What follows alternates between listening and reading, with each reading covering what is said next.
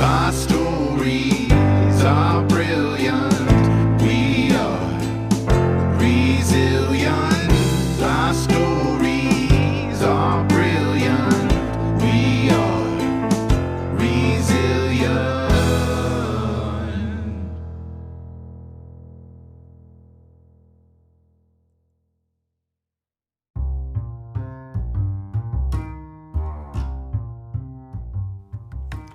Hello, and welcome to Resilient.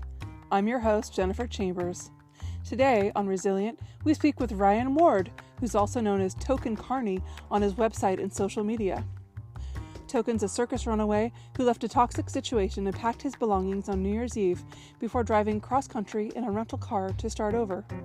He shares his story on his website, redheadrunaway.com, as a reminder that it's okay to run away, just as long as you know what you're running towards. Join us, won't you, today on Resilient.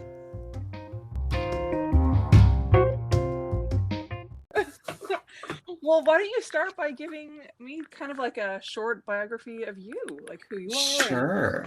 I'm going to hope that I have my dog and my partner in the other room, my roommate's in her room, and I'm hoping everything stays quiet so that I can not have interruptions for you. But that's also why I recorded on my own, so that you can edit anything out if you need to. Perfect. Perfect.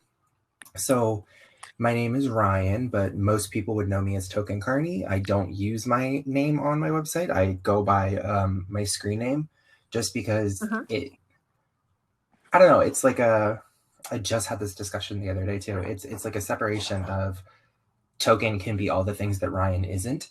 And it can, it like lets me tell my story in a more vulnerable way because I'm able to be open and post everything I need to, because there's this, like, it keeps my private life private and it keeps my public life the way it is. Not that I'm trying to hide anything, because my story is incredibly personal and very, very open and vulnerable, but it allows me to have just that hint of, at the end of the day, I can step away from all of this stuff.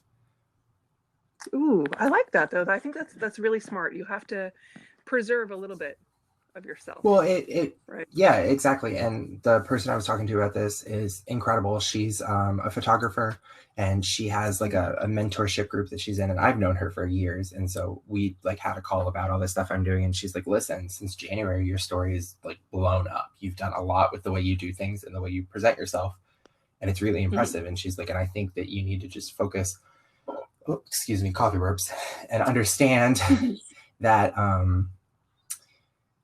people are going to see you online and they're going to think that they know you, and that's not the case. Like, they're going to see what they see and they're going to know what they see and they're going to think that's everything. So allowing me to have that little separation gives me that buffer where it's, I let them see what they want, I let them believe what they want, but there's still a little bit of me hidden from that. And that's not in a sense of saying like I'm lying to them and I'm only being like the perfect Instagram, you know what I mean? But it's more of a, I allow the story to be told the way I want it to be told. And that's the only information that they get, which really works for me, especially the way I tell my story on like my blog and now my podcast that I'm starting. It's done from a perspective, especially using the screen name and using Tokencarnie in there. It allows people to read the story, be a part of the story, and remove me from it. So they get to hear my experiences and they get to use them like they would a novel, where you're reading it and you identify with Katniss. So you put yourself in her shoes and you go through the story as her. So it does that. Whereas if people do it for me, it's like an autobiography, and an autobiography is really hard to relate to the person unless everything is identical. But if I put Token in there and let people read it and they're like, no, I get this, I can relate to this, this reminds me of this experience, and then they can go through that. And that's literally the whole reason I started this. Is it was now we're into the big synopsis you wanted. I went through a lot, and it's, I mean, a lot. Cliff Notes version of it. I was in a really toxic relationship. I decided that I couldn't do it anymore. It was right around Hurricane Irma when I was living in Florida. So like 2017, I had been with somebody for almost 3 years, and it just got to the point where I hated everything. I hated who I was. I hated what I was doing. I was not performing anymore. I wasn't working. For those that are listening and have no idea, Tokencarnie isn't just like a random joke. I literally am a circus performer. That's what I had been doing. I was a trapeze artist for years. I've been doing circus for like 12 or 13 years now. So it's it's what I went to college for. It's what I studied. And I have a theater degree from Florida State University, specializing in circus performance, costume design, and French and Italian Renaissance burlesque. That is what my whole education was based on. So I would perform and I would coach, and I was in this relationship and I wasn't doing any of it. I wasn't doing a dang thing.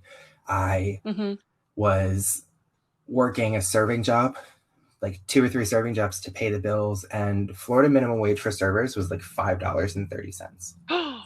Yeah. What? Yeah. So Oh my gosh. I was unable to perform and to train because training is expensive, because we moved somewhere that was affordable, but it was like an hour outside of Orlando where all the schools were. So I would have to drive so far to go train. And then it got to the point where it just wasn't worth it. So I was working to make money, but I wasn't able to afford to do other things. And the relationship got bad. There were conversations. They were like, "You're getting fat. I don't want to be with you when you're fat. I don't like when you look like this because you look too feminine, and I want you to look more masculine." And it was a really hard time to come to all of that, especially because I was starting to realize that I was not the traditional man. I'm gender fluid. And it was coming to terms with that, coming to terms in that relationship and understanding like, oh, wait, I fit under the trans bracket. So this doesn't work for me. So it was literally like my whole world ended. And we broke up, which was fine. We still had about 7 months left on our lease. So I was homeless. I was couch surfing because I was paying to live there, even though I wasn't living there and I couldn't afford to go anywhere else. So I had that. Then the job I had closed. They laid everybody off. So I had to find a new job. In the process of it getting all closed and laid off, I had been in a car accident, applied for a new car, got a new car and everything. They called to verify my job, and my job said they laid us all off. So they repoed the car. They didn't tell me this. So I got a phone call on Halloween saying that I was wanted for Grand Theft Auto. Oh my God. Yeah, because nobody had contacted me because they went to the house that I wasn't living in. Right. And so my ex is calling me saying that you're a criminal, you're wanted for this, like you're doing all these things, and completely blew it out of proportion. And I was just like, awesome. So I'm sitting like, I'm in a nightclub, fully painted for Halloween. I have like sugar skull makeup on. I have like glittery Egyptian makeup on. I'm like half, all these things. And they're like, well, we can come arrest you now, or you can turn the car in. And I was like, can you wait until tomorrow morning? Because I have fake eyelashes on and I will be eaten alive in prison. They're like, yeah, you can bring it in the morning. So I proceeded to do what any 26-year-old does when they have hard news come to their life. I got shit-faced. Like I would just, So I called my mom and I'm talking to her and she's like, what are you going to do? She's like, it sounds like you're trying really hard not to cry. I was like, it took me 2.5 hours to get this makeup put on me. Of course I'm not crying. Like I'm not wasting my time. So I ended up, so that happened. And then it just ended up being like 4 or 5 months of me trying to find something new. I had a new job. I was working on it. I went to get another car, but then there were issues because they're like, well, this one says you got repossessed and all this stuff. So they didn't give me the car. So I was biking to and from work. So I was biking 14 miles each way to my friend's apartment to sleep on her couch and back. And eventually I was at this job. I was a manager. Well, I was a key employee. So I was like all the manager responsibilities, but none of the manager benefits. You know how, yeah, it was great for $11 an hour. Right. So I'm biking, mind you, it took me an hour and a half to 2 hours to get to and from work. And that's like one way.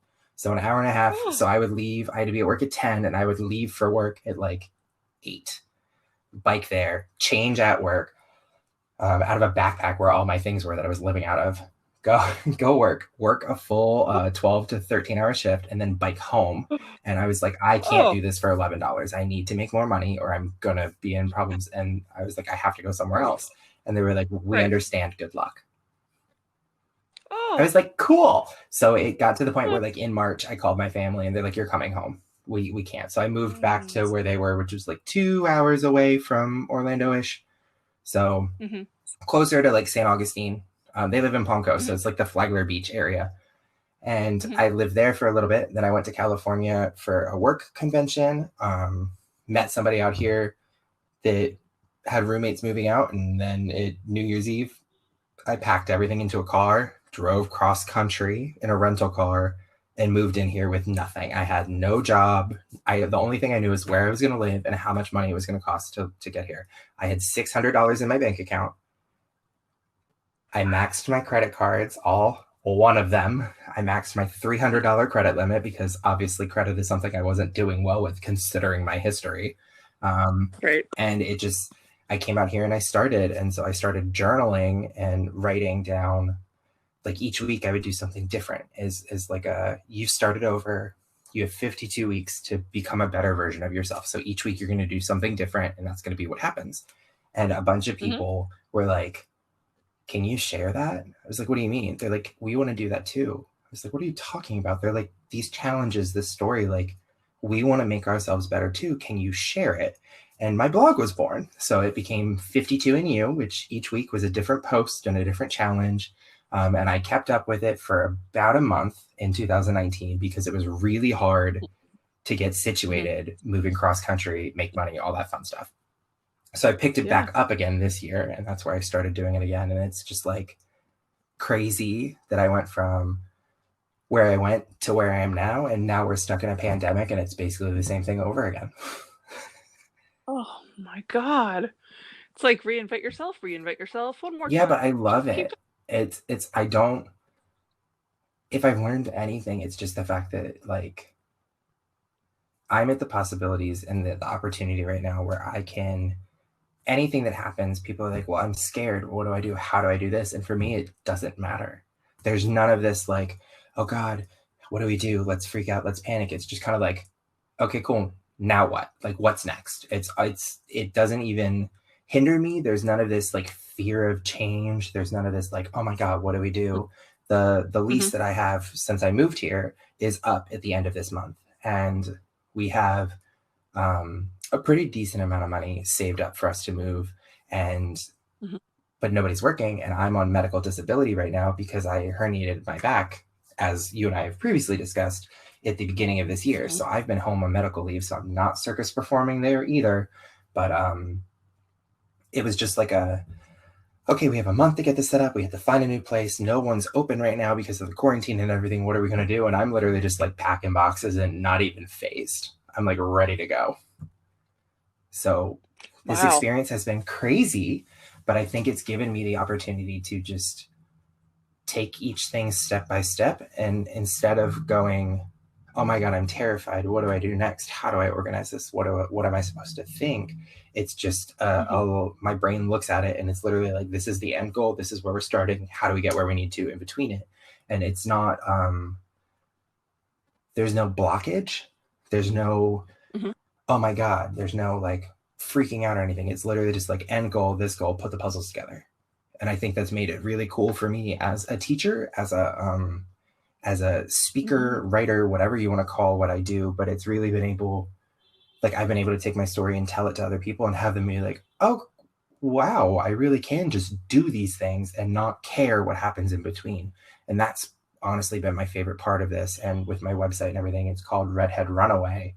And it's just been this fun opportunity because people hear runaway and they think running away from something, when mine was the exact opposite. I ran away from everything that sucked and ran towards everything that was good in my life. So I basically took the term runaway and turned it into something positive. And I'm really thrilled to have that opportunity to share it with people and change their perspective. Oh, I love it. So you picked up the 52 and Me again? Yes. So I'm doing 52 and You now. I'm a few posts behind because, pandemic. But basically I'm sitting at my desk and I have my whole like weekly calendar in front of me of what things I'm supposed to do on which day. Supposed to is the key word. So I started doing bullet journaling, which for anyone who knows what that is, it's fantastic. If you don't know what that is, I would love to talk about it with you at some point. It's essentially a blank journal with dots in it, and you can set it up however you want. It's really popular among like artists and YouTube because they can design really cool graphics and stuff for it. But the system is from Ryder Carroll, and it's literally meant to be a brain dump. So instead of writing, today I had all of this happen to me, today I feel this way and this, it's literally just like today's date, laundry, tasks, someone did this, someone did that. And it's the Cliff Notes bullet point version of what happened in your life so that you can get it out of your brain and focus on what actually needs to be done. It has been a lifesaver for me. I love that. I've looked at it. It's one of those things that has been on my list to do for 100 years, and I'm like, yeah, it seems like it would be a really great way to organize your It mind is. It so is. that then There's a comic that I've seen where it's like one guy's freaking out about his life, and his friend walks up and he's like, "Have you tried bullet journaling?" And he's like, "I don't know." And so the next one it flips to, it's like him sitting, meditating, perfectly calm, and he has this like spiral on his chest instead of a chaotic thing. And he's like, "Everything is right in the world because of this bullet journal." Then it zooms in on his face, and he's like, "If I lose this, my world will end." And I laugh at it because that's how I feel with it. It's definitely a steep uh-huh. learning curve. You have to figure out what works for you. But the beauty in it is that if one week doesn't work, you just turn the page and start over. Now, what do you recommend to start with? Is there a particular kind You of journal can check or whatever you want. And actually, I even have a blog post about this. So I have part of the 52ing you thing with it. I started writing my things weekly, and then I started tracking my bullet journal. So I have Redhead Runaway is the website that hosts everything.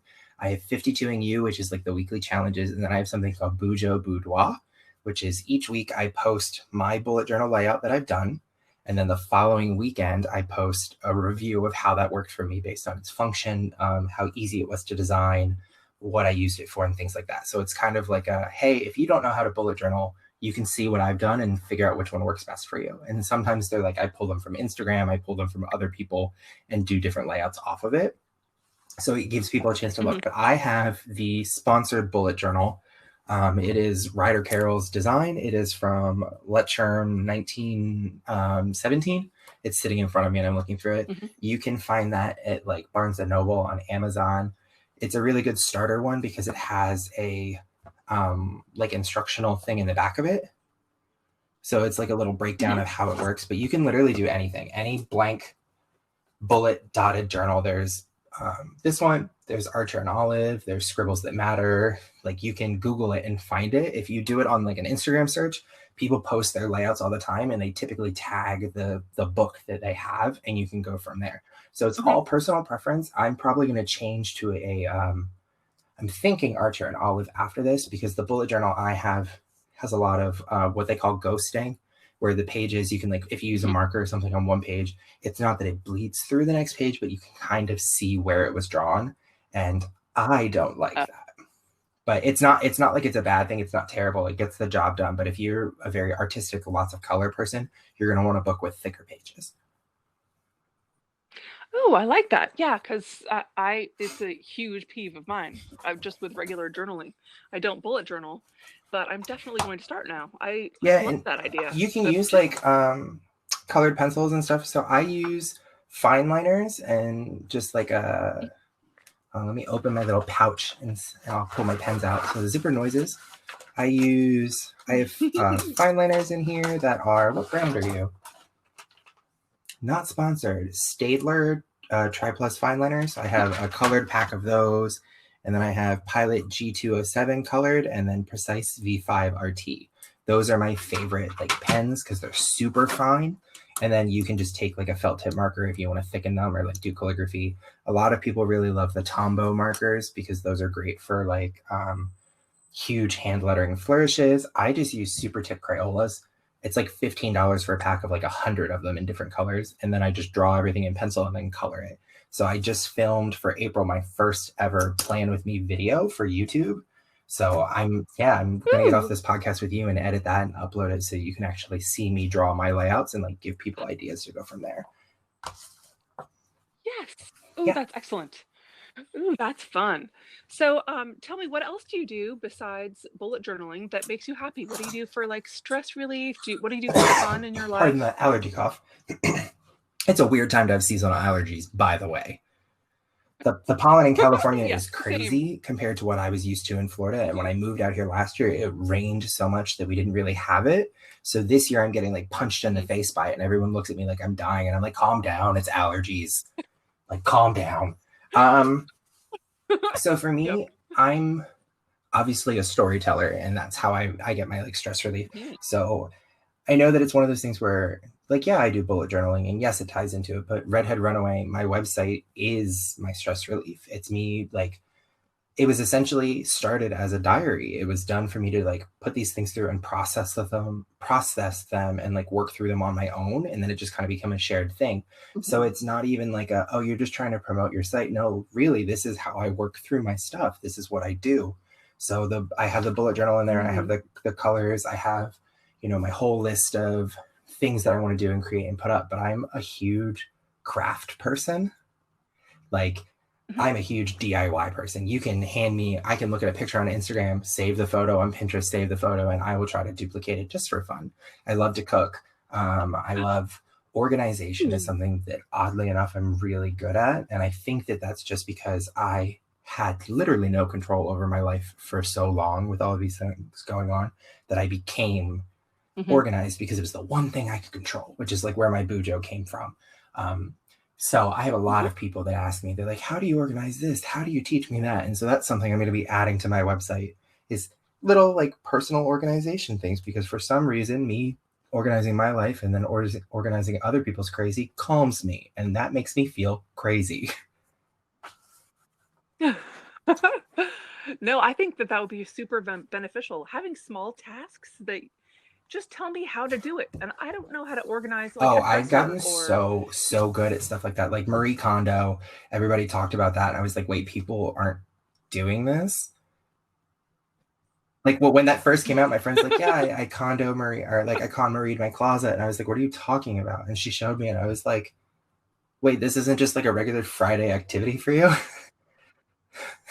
Because for me, I'm a Libra. My mom is a Gemini. So the way that we get through our stress and everything is like, okay, time to clean and rearrange the house. So I'm one of those people where like, if I'm stressed out, you'll come home and everything in the furniture has been like rotated, changed, and reorganized. And it just makes me feel better because the whole energy in the space, not to sound like super hippy dippy, but surprise, I'm hippy dippy. It just like makes you, I'm a circus performer. Like, I'm a literal carny, I'm a hippie. It just like, it completely changes the way that you handle everything and the way that you feel. And it's just so much better because you can sit there and just be like, new space, new energy, until next week when you're like, I hate everything. It just makes me think, did you ever watch the Laura Croft movies that had Angelina Jolie in it? And there was the one scene after the bungee fight where the post office, like the guy from the post office walks in and everything's destroyed, and she looks at him and she goes, I just woke up this morning and hated everything. Like, that is a mood. That is a life motto of mine, and I cackle when that line happens. I know it's coming, I quote it, and then I just like pee myself for a good 4 minutes because I'm like, you get me, Angelina, you get me. That's awesome. It's a lot of fun. Yeah. So are there other routines in your life that are helpful for you since things have been out of control? Other things that you have to do daily to make you feel better? I've noticed a lot, especially, through doing the bullet journal, because each day you write like it's a bullet list, and each symbol represents something different. Plain dots are tasks. When you finish the task, you X out the dot, not the actual task, because you want to be able to see what you've accomplished. If something is irrelevant, you scratch it out entirely, like grade school when they're like, this sentence isn't valuable anymore, like that style. You just like put a line through it. Circles represent events, or I use them for like places that I'm going. So if I have like a doctor's appointment or like lunch with somebody, that's a circle. And it's just a little circle next to it. Then you have like money signs are for bills or things that are coming, and stars are for important things. A dash is for like a note, and you write them in there so that you can cross the symbol out and still see what you've done. And it's the glory of a to-do, crossing things off the to-do list, and you get to physically see how much you have done. So that has made a huge difference for me. And then I put that into my other things. So like, I have a nightly routine. I have like a nightly skincare routine. I have, since I got out of that relationship, I had very, very short hair. Like, I had an undercut. I'd shaved my head a few times, all that. Like, Britney 2008, I was living my best life. And my friend, we broke up, and I texted my friend and I was like, hey, I broke up with them. And her only response was Viking braids, ? Because they knew how bad I wanted my hair to be long. I'm so OCD about my hair. I love playing with it, braiding it, doing all these fun things. I mean, I went to school for theater, so it makes sense. And my hair right now is like 2 years later. It is just below my shoulders, and it's like bright purple. Yeah, I have fun hair, and that's one of the things that people know me for. Like, if you were to look up Token on Instagram or anything, it's pastels. Everything is pastels, bright colors, all this fun stuff, and so I have a very unique routine with like my skincare and with my hair and the way that I do eating, and not the way I do eating to make me sound like OCD, but it's just below the obsessive compulsive line and just above this is a routine that I can manage and maintain and feel good about. It sounds like it's more curated rather than OCD. Like, it's intentional. It's one of the things where, like, if people talk to me about it in public, I don't feel weird saying it, but I've definitely had some people be like, wow, you're a little obsessive over it. But then I've also had people who look at me and they're like, wait, you're 29? And I'm like, yeah. They're like, you look like you're 22. I was like, that's the skincare routine, boo. That's why. Like, I take very good care of skin, and that's why. Ooh, I like those secrets. I would like to know those. You should put those on your website too. I am planning on doing a YouTube video on it, actually. So I will gladly share it. Well, it's also one of those things where I feel like I've had friends say that, like, I'm moving towards the influencer lifestyle, which I can't stand because I just think of like James Charles and I want to vomit. I don't want to be like that. If people want to follow me and do what I do because they like my lifestyle, that's one thing. But like, I don't want to be an influencer. I don't want to go to a restaurant and be like, do we get a discount? I have 10,000 followers. Like, I'm not like that. This is my life. And if my life influences changes in yours, cool. But I'm not doing these things to like be famous.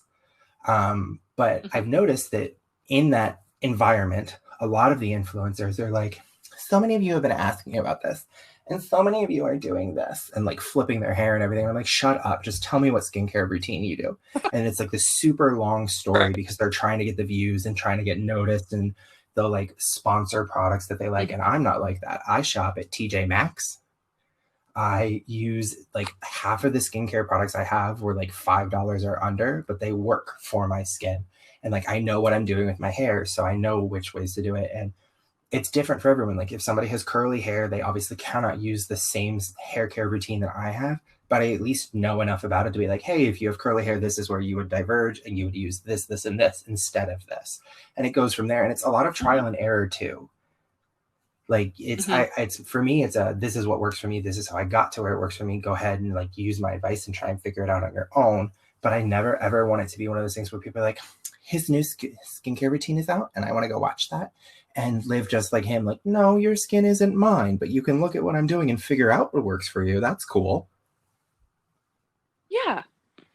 Yeah, it sounds like you want it to be a lot more like organic in that you want it to happen if it's going to happen, and if not, that's fine. Right, and interactive. That's the main thing with like my story and me doing everything is I want people to be able to, I don't want to be idolized by any means. That's not why I'm doing this. That's part of why I use Token instead of me. I don't want to become an idol. I just want to become, like, there's a difference between an idol and a role model. You know what I mean? Yeah, definitely. It sounds like you just don't want it to be unrealistic. You want it to be you and not anybody else's life. And obviously nobody can live yours or do it exactly the way you want to do it, but you want to inspire them to be the best that they exactly. That's the whole point of it. It's 52, and you literally says there's 52 weeks. It's 365 days, 52 weeks, and it's what can you change in your life between now and next year. And I say it in all of the posts, the point is so that when you look in the mirror next year from whenever you start your thing, is that you don't recognize that person. They should be completely different from who they were at the beginning.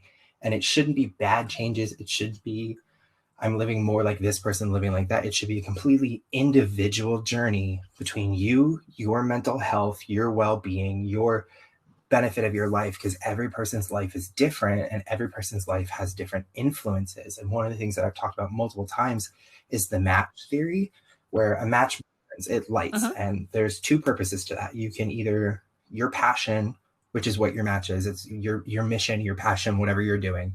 You want to light that match in the morning, and it should burn so bright that if you're in darkness, anyone else who's in the darkness can see that. So if they are unsure of their life, if they are unsure of their passion, if they are unsure of what they need to do, they see your light and they know that they are not alone, which is huge. Because when I was going through everything, and yes, I had friends, and yes, I had family and things, people there for me, but it was one of those moments where I was completely loved and had plenty of people being like, hey, are you okay? But I still felt like I was in complete blackness and I didn't know what I was doing. So having that light from somebody is like, wait, there's a reason to keep going. I can find them, I can go towards them.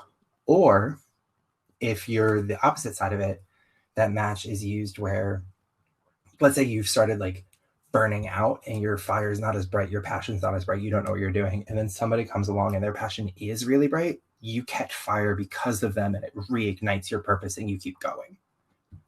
And that is the point of what my story is. That is the point of the whole reason I started this. Whether you resonate with what I say or not, you're going to take my spark and you're going to talk to other people about it. You're going to do this, even if it's in casual conversation, even if you're like, oh my God, that Tokencarnie is completely ridiculous. Here's why. You could talk to somebody who you're saying it as a joke, but they needed to hear it. You know what I mean? Like, I have no idea whose life I'm going to influence through this. I don't know who needs to hear my message. It just felt, and we've already discussed the non-cocky mentality of it, but it just completely felt like this was a story that if I didn't share it, I was being selfish. I love it that you're able to be you, and your life, the way that you're living, is your message. You're doing it as Oh, service to other 100%. There's people. been plenty of people that, like, especially out here now, they're like, you did what? You moved out here how? You packed everything in a rental car and just left? And I was like, yeah. And it completely blows their mind. But to me, it's my life. It feels not boring, but it just feels like, yeah, it happened, whatever. And it's not a big deal to me. But to other people, it's fascinating. It is. It really is. It's the how, and it's not everybody would do that. That's why. Not everybody has the guts to No, do I that. was on a podcast last week Or- and she was talking about how people are scared. They're scared to do anything. And she's like, and you're not. You just don't show it. And she's like, can you talk about that? I was like, I don't know what to say. I just do it. It's just been a huge, like, I think that's I don't know. It's been helpful. it's amazing. It's very, very inspirational to just do it. I mean, it's pretty powerful. What would you say was it's inspirational blank? Well, it is inspirational. It's incredible to me that you've able to be so resilient and talk about bouncing back. I mean, from every possible thing you could bounce back from. It just Sickness. 100% doesn't even feel like a big deal to me. Like, that is how used to it. I guess I'm conditioned to just be like, life sucks, make the best of it. But it's literally just like, people talk about that, like, that's so inspirational, that's so crazy. And I'm like, because I got up this morning? Like, it just doesn't. Now, don't get me wrong. There were plenty of days where I was just like laying in bed and didn't want to do anything. Like when I was couch surfing, I was staying at my friend's house and she didn't even have an extra bed. I slept in a hammock in her bedroom, like in a spare room. And on my days off, I would not get out of bed. I would just stay in the hammock for the entire day. So, like, it's not saying to numb your emotions and pretend these things didn't happen, but it's just like hey, this is a 3 or 4 year story. Like, yes, there were some days that sucked where I was just like, I'm done. I hate everything and I didn't want to do anything. But the majority of the days were like, okay, well, what do we do now? And that's, something really important people have to remember is take your time, cry about it, get it out of your system, and then pick up and keep going, because you can't just stay here forever. It's hard to not. It's hard as a person who has traumas, I guess I should say. It's really hard to talk about them. So the fact that you decided to talk about it makes it so much more valuable. Everybody's got their little thing. Everybody's got their one thing or big things that bother them or that have held them back. But it helps so much when other people are open about them. But here's the question, and this is something that I've never understood, and I guess it's what shaped me to do things, is why is it so hard to talk about your trauma? Why? Social conditioning, I guess. It just doesn't register in my head. And I remember growing up and being told boys don't cry. Like, I am from a traditionally Southern-ish family. Like, I didn't think I had an accent when I moved to California, but the more I talk to people, the more they're like, I can hear a little bit of a Southern twang in there. And I'm like, you shut up. I'm like, watch your tone, ma'am. Or I'll like say certain phrases and people are like, yo, what now?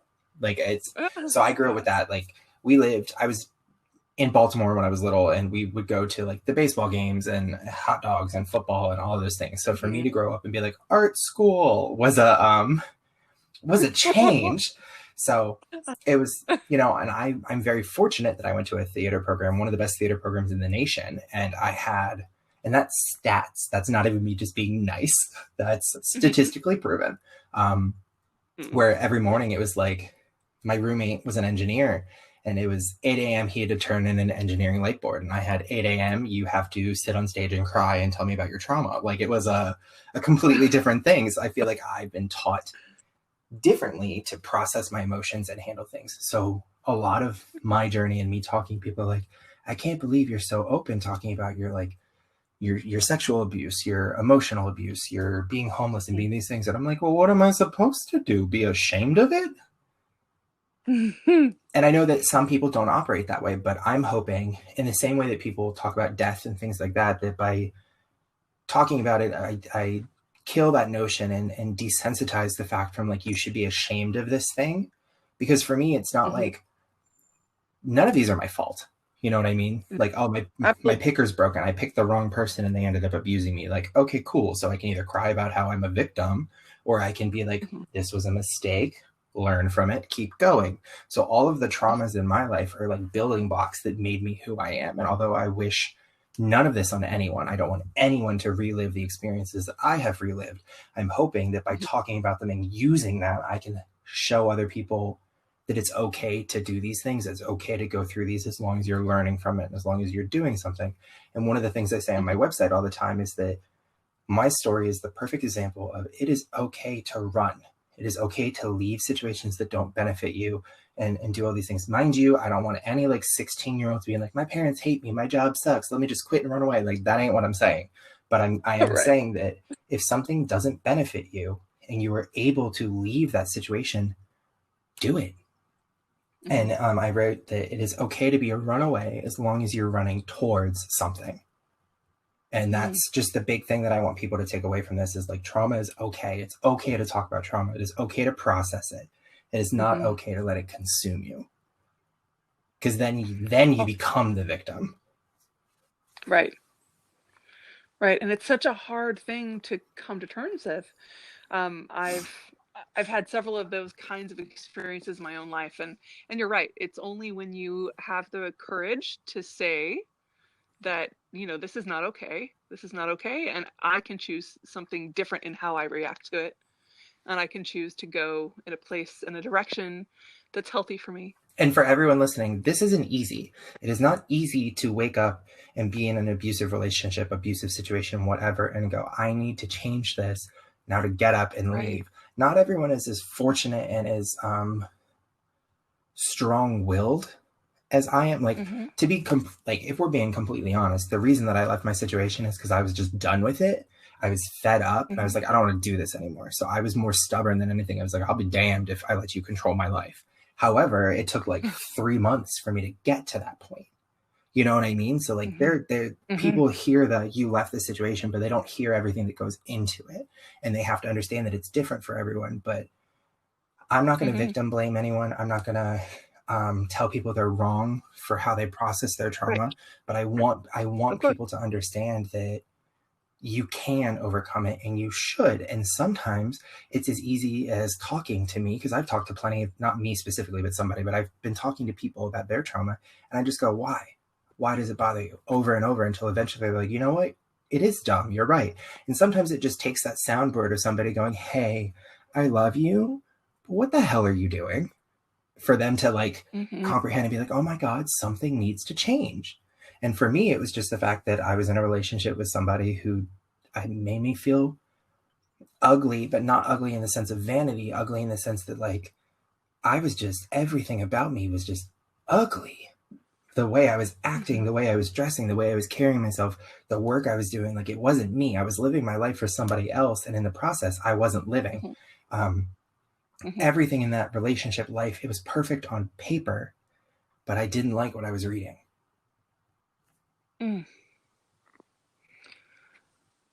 That must have been so incredibly difficult. That's a way to word it, yeah.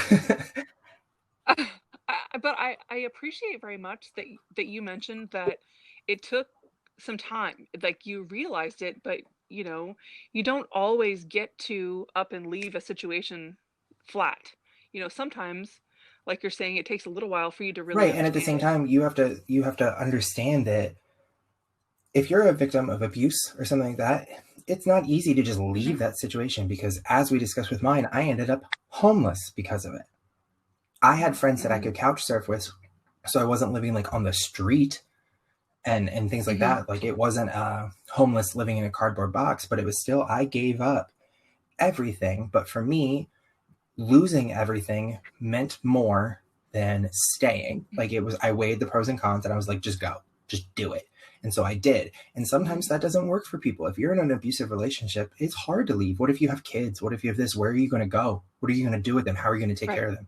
I was fortunate that I had a support net that allowed me to go do those things and still make it happen. Like my parents, nobody wants to move back home at 27, 28, living with their family and their 18-year-old sister across the hallway. However, now she's my best friend. Like we have a really close relationship now. And I'm close and I'm fortunate with my family, but there was still that sacrifice of being a gender fluid, gay, 27-year-old moving back home to my parents' house and living under their rules. I had to give up a lot of my identity, not because they were like, you can't be that way here, but because it was their house, their rules, and you never go into someone's home and disrespect them. You don't do it.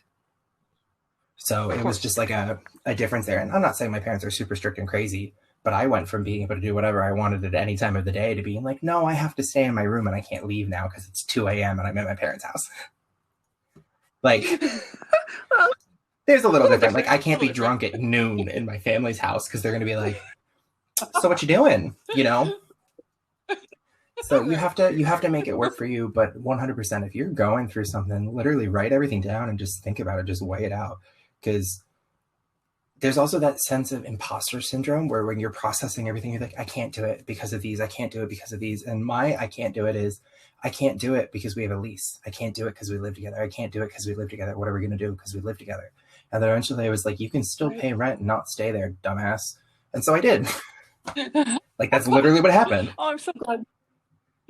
Oh, I'm so glad you did. Oh, it sounds like you did the right thing. Oh, 100%. And my partner that I'm with now is incredible. Like, it's crazy to think the difference that we have in the relationship I was in, the relationship I'm in now. It's at the point where, like, I was growing my hair out, I was dyeing it, I was doing all these things. And my ex didn't like any of it, was hating on it, was saying that it was all these things, it was problems. Whereas my current relationship is like, I woke up this afternoon because I slept in, but I woke up this morning and there was coffee waiting for me in the fridge. There was breakfast on the stove. Like, it's so interesting because you get into a relationship with all the things that you knew. And when you leave to go to a different relationship, it's kind of like I deserve this. And I was talking to my sister on the phone yesterday, and she's dating someone now who she's used to chaotic energy. So when they have an argument or when she's upset, she'll be like, I'm mad for this. And the guy she's with now literally just goes, okay, I'm sorry. What can I do to fix it? And she's like, wait, come back here. I need to fight. I'm not prepared for this. So it's like that sense of maturity and sense of like, oh, things are okay now, that we're just like, wait, come back. I'm not used to you being level-headed and a rational human being. So I'm so glad that you have someone who treats you that way, who treats you with respect that you deserve, and that makes you feel yeah, good. he's currently hiding in the bedroom with my dog to keep her quiet, and he's just like watching anime on his computer. So, you know, simple little things. Yeah. So what's next for you? You have your online resources that you're starting to put out more Yes. of, a YouTube channel. Do you have a name I for do. it? So The website is redheadrunaway.com. You can just go right there. I'm updating it more frequently. So when I first designed it this year, it was kind of boilerplate and people were just like, I don't know what's happening here. And I was like, noted, because there was it was really hard because I was trying to not put pictures of me and just put my story because I didn't want people to associate the story with me as the person. I didn't want to be the face of it. And then the more I've talked, and my photography friend, Becca, who I mentioned earlier, she was like, no, put your face on there because people need to see you to relate to the story. And they can put your face with what's going on and associate you with it and still remove you from it if they need to. So everything has changed where it's all token. There's no Ryan on any of it. It's just my pictures and stuff there.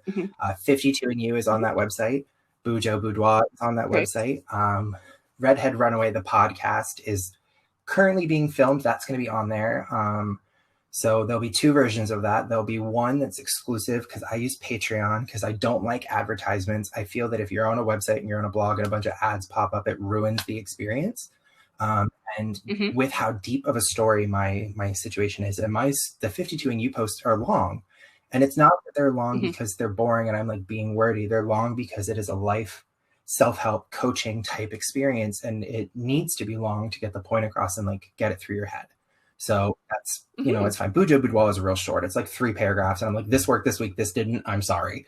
But they're both on there. So the podcast will have on Patreon a 52 and You audio version. So if you don't like to read, you can just listen to it. It's the lowest tier on Patreon just to make it easy for people. But it does take extra time for me to do it. So that's why I put it on there. And then there'll be a follow-up blog. So if you read the blog, there's a podcast that'll be available for everyone where it's just like a discussion of what happened in that blog post and how I implemented those things into my own personal life. Yeah, so it's like you can read it and this is the lesson, this is the challenge. I want you to go do it. And then you can listen to the other one. It's like, this is how I did it. Wow. I love that. Both which sides. is a good thing. And then I'm starting another one called Runaway Rambles, which is just going to be me and friends talking about whatever the hell we want, really, honestly. Just rambling because I'm good at that. And then once I get the editing software fixed, I'll be doing a YouTube channel that'll have like Bujo videos, discussions, things in my life. So that'll be a more visual behind the scenes. And then I have my Instagram where I post my layouts every week. And that one is more of like what I want people to see look and curated the way that I want them to see it. Not in the sense of like fake Instagram, but in the sense of like, I put work into this art and I'm proud of it. So that's how I do that one. So that's all of my content. And then May 3rd, our lease ends and we're moving to the San Diego area. So I'm thrilled. I cannot wait. Oh, so do we. So he's from here. He's from the Santa Ana area. I currently live literally on the border of Anaheim and Orange. So I'm like right around the corner from Disney. I moved from one to the other, apparently. I hate it. So everyone's like, you moved for Disney? And I'm like, shut up. No. I moved for the beach, from one beach to the other. It's fine. So we were unsure where we want to live. So we love the Santa Monica area. So we went and spent a day in Santa Monica, and then we went and spent a weekend in San Diego because those were the two areas we really liked. And we got maybe 10 minutes into San Diego on the road, and we were like, this is it. We're moving here. This is official. So we went for Valentine's Day this year. We got lucky. It wasn't even like a romantic getaway. It was just like that's when my roommate could watch my dog. So we went down for the weekend. The food was incredible. The views were incredible. And it just is more my lifestyle. I know a lot of people do the like move to LA when you're on YouTube and podcasts and stuff like that. But it's too oh my God, welcome to my channel. And that's not how it works for me. So San Diego is much more laid back and much more realistic and much more like life is happening and this is what we're going to make of it. And that is very much my mentality and my mood. So I was thrilled for that. And plus there's a really good circus school there. So once my back heals up, I'll be able to start training again. That's what I was going to ask you, is if your recovery is progressing so that you will. So not to add even more drama to my life, but my injury is incredibly severe.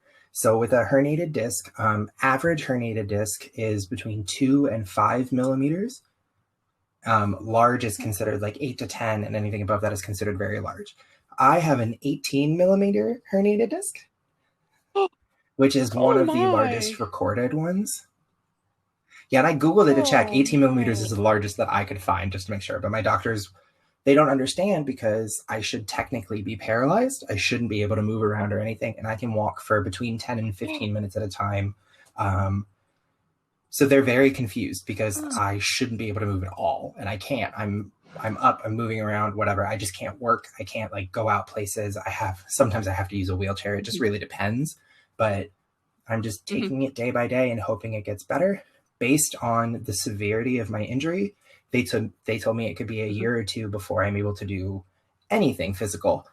But they also told me this at the beginning, and then a month later, I was able to touch my toes and do all this other stuff. So I am literally just waking up and taking it like, this is how much pain I'm in today, and then moving from there. So I'm hoping that within a year I'll be able to get back to circus, but I'm just kind of taking it as it comes. Oh, I love I love your perspective. It's just incredible. It's incredible because you're using what has come at you and turning it into something positive. When somebody tells you that you should be paralyzed and you shouldn't be able to walk, and you're able to up and walk, it's not a, well, damn, I wish I could do these things. It's more of a like, okay, well, I'm okay walking for 10 minutes and being in pain if it means that I'm not spending the rest of my life in a wheelchair. You know what I mean? Like, I'm looking at the two and accepting the light and the positivity and what I do have, rather than being like, but I wish I could do that. Like, I understand my limits. Oh, that's amazing. It was a learned process, I'll tell you that much. Hey, you know what? You've got here now, and that's incredible. What a gift. What a gift. Thank you. Of course. Thank you for.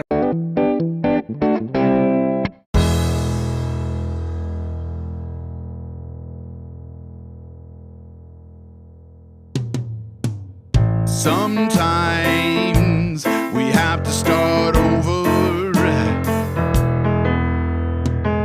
Sometimes we have to fight back. Sometimes it's all too much. Lost inside the black. Our stories are brilliant. We are resilient. Our stories are brilliant. We are resilient.